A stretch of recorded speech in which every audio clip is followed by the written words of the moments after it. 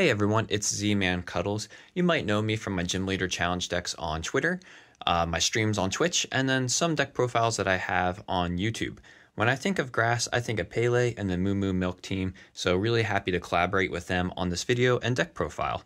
You might know me for making some zany cards work in the Gym Leader Challenge, and honestly, the ones that are really bad don't make it to the internet, but sometimes when you crack a really weird card like this Wo-Chien, it can turn out to be broken. Now, before we get started here, the most important thing, make sure your deck boxes reflect your personality. So my wife and I always like to make sure we have our stickers on our deck boxes. That's really important. And play with your favorites. Shuckle for her, Sandshrew for me. So this Wo-Chien's from Surging Sparks. And let's get right into it. It has the Hazardous Greed ability. So if you have 3 or fewer cards in your deck, it does 120 snipe to 2 of your opponent's bench Pokemon and then the 20. The 20 can sometimes matter, and what's also important is you have a grass and a colorless energy requirement. So the colorless can be satisfied with a recycle, and then you only need 1 grass. This 120 snipe is huge because it means you can go 2 for 1 with prizes into your opponent. Now, normally grass does that for Torterra, and now you have options for 2 different 2 for 1 Pokemon that can, they give up 1 prize, but you take 2 in return. Torterra does it from tanking, Wo-Chien does it from sniping. And it's fun because the 3 or fewer cards, I think, is what threw most people off when they're revealed. They just sort of wrote it off. That's not going to happen in a consistent grass deck. That's good. That's going to be just sort of based. I think people were doing it based on, I'm just going to make a Wo-Chien deck and live in my deck's economy is always at 3. This is your closer, but you're going to play like a normal grass deck otherwise. So you have the Grottle that can search out the rest of your deck with the Sundrenched Shell ability. You have the Cherrim and the Eldegoss engine. If you're not familiar, Cherrim is like a rain dancer. The Spring Bloom ability can have your grass energies attached from your hand to any of your Pokemon. It can be the bench or the active. And then the Eldegoss is like a professor's letter. With the Con Lift ability, you can search your deck for 2 basic energies, reveal them, and put them into your hand. And equally as broken, this Gossifleur has a call for family for 3. What I really like about this deck is you have 2 good starters. You have this Gossifleur to call for family, or the Shaman. The Shaman has the fun attack name Flippity Flap. You can shuffle your hand into your deck and draw 6 cards for just 1 energy, but then it's also an attacker. For this Rally Back, you can do 120 damage if one of your Pokemon was KO'd last turn. For other attackers, we have this Zarude, which can do 160 with the Jungle Whip if you put the energy back into your hand. This is another card that's new from Surging Sparks and great for this Cherrim engine because you can actually save the energy and have 3 energy go back for your attacker next turn. You just have to be careful when your opponent plays Hex Maniac. That was my main concern when I put this into the deck. But the 160 damage is huge, and I found that you make them have to have it. If they have the Hex, they have it. But more often than not, it's actually helpful at getting the energy back. In terms of consistency, you have 2 lines. You have the Roserade, which with the La Perfume ability puts any card from your deck into your hand. Every type wishes they have a Roserade. Play this in every grass deck. And then the Beautifly. So you don't see this as often, but with the Stoke Straw ability, you can draw until you have 6 cards in your hand. And this is huge. It's like a Bibarel +1. And we play the Rare Candy with only 2 stage 2, so it's easy to set up. It makes it where you can thin out your deck for the Wo-Chien, so that way you only have 3 left. But you're not getting rid of resources, so you always have a hand of 6 cards. Then we have 15 or more search options for finding your Pokemon. The best one is Green's Exploration. You play this on your first or second turn, and if you have no Pokemon with abilities in play, you can find 2 trainers. That will often be your Battle VIP Pass and Buddy Buddy Poffin. Buddy Buddy Poffin finding your 2 basics with 70 HP or less. Battle VIP finding any 2, but on your first turn. Now, this is a dead card when you top deck it, but you have so many ways to mill through the deck that you'll get rid of it no problem. For more Pokemon search, we have the classic Ball Guy. Your normal balls like Level Ball, Ultra Ball, Nest Ball, Quick Ball. Net Ball, which is a little bit specific just to grass, it finds a basic grass Pokemon or an energy. The energy certainly comes up. It's Heavy Ball to get out of your prizes. Outside of the balls, you have 2 evolution searches, Evo Soda, which directly evolves from your deck to your bench, and Evolution Incense to hand. Then stadium-wise, you have Turf Field to find your evolutions, and Artisan to find your basics to the bench. Now, before we get into the Pokestop, here's how the engine's going to work. You're going to pull out all your Pokemon with these consistency cards. You're going to pull out your energy with the Eldegoss. And then at that point, you have all your resources out of the deck. You have 5 things on your bench. Now you're going to mill through. And what I really like about this is it plays to the strength. Grass is known for playing off the board. You have these energy accelerants, you have these big attackers, you have things like Sunshine's Shell that search for your cards. Now you want to make sure that you don't get bricked from your deck later. So Pokestop is very helpful because 20 of your cards are items. So you can use this to mill through.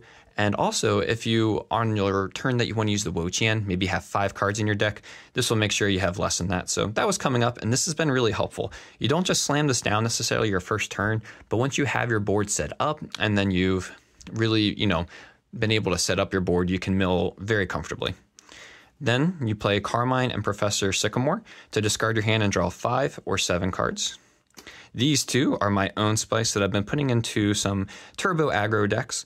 So Hapu and Explorer's Guidance do the same thing. Explorer's Guidance is a reprint of Hapu. You can look at the top 6 cards of your deck and put 2 of them into your hand.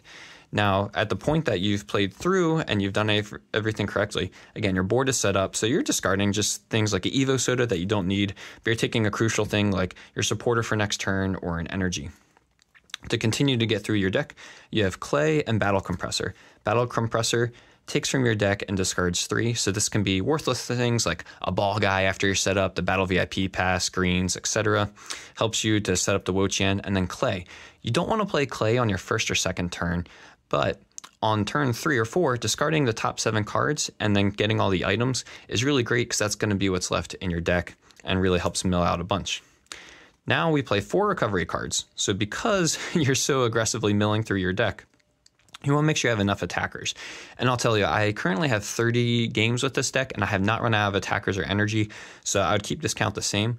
Grass is really powerful because it has options like Revitalizer that can put 2 grass Pokemon from your discard directly to your hand. So this is great too, because if you're playing Hapu turn 2, you can actually look to mill 2 grass Pokemon, pick them up with this with the Revitalizer, and have the 2 off the Hapu. Clara does the same, but it is your supporter for turn, and then you can also get 2 basic energies back from that. And then both rods, these shuffle back into your deck, but you can find your Pokemon in your energy easily. So having the extra recovery, the 3 or 2 energy that you can get plus the Pokemon lines is helpful over the stretchers. You have 2 tools, Luxurious Cape to make sure you tank the hit with the Torterra, or some other things like a Wo-Chien with Luxurious Cape is very powerful at the end of the game. And then U-Turn Board, this could be Floatstone, but right now I've been liking this because so many things have 1 retreat. Now we have 4 supporters that do not mill through the deck, but are just what I call powerful supporters. You have the Hex Maniac, which can be game-winning in its own right, but it's also crucial here because it turns off bench barrier. So if your opponent plays something like Manaphy, you save this, and then you can make sure that you use this at the end of the game. You have Guzma as your gust option. Iono as the hand disruption, but this also is just helpful in the beginning of the game. If you have a brick, you can Iono when you have 6. Can also make sure you don't deck out at the end of the game. That comes up sometimes. And then Raihan, which accelerates in energy, and you can grab any card.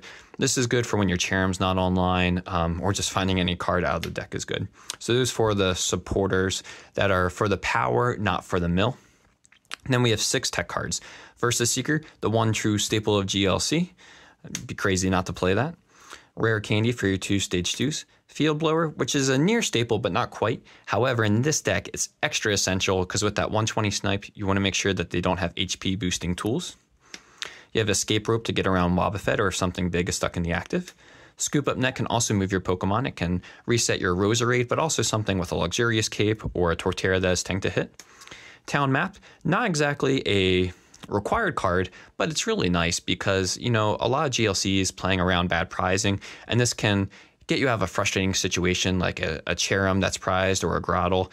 So just really like having that here. We play 8 energy. 7 of them are the basic grass, and the collector in me always likes having the different kinds of grass energy. The 7s felt really good because then the 8th is a recycle energy, and because so many of our attackers attack for just the colorless, this makes sure that you always get it back every turn. This in the U-turn board is nice. You always have a pivot. You always have an energy attacker. And this has felt good with that amount of recovery. So in summation, I think this deck kind of built off some other Cherrim builds like JD's fastest grass in the deck, some really fun decks that Pele's put together.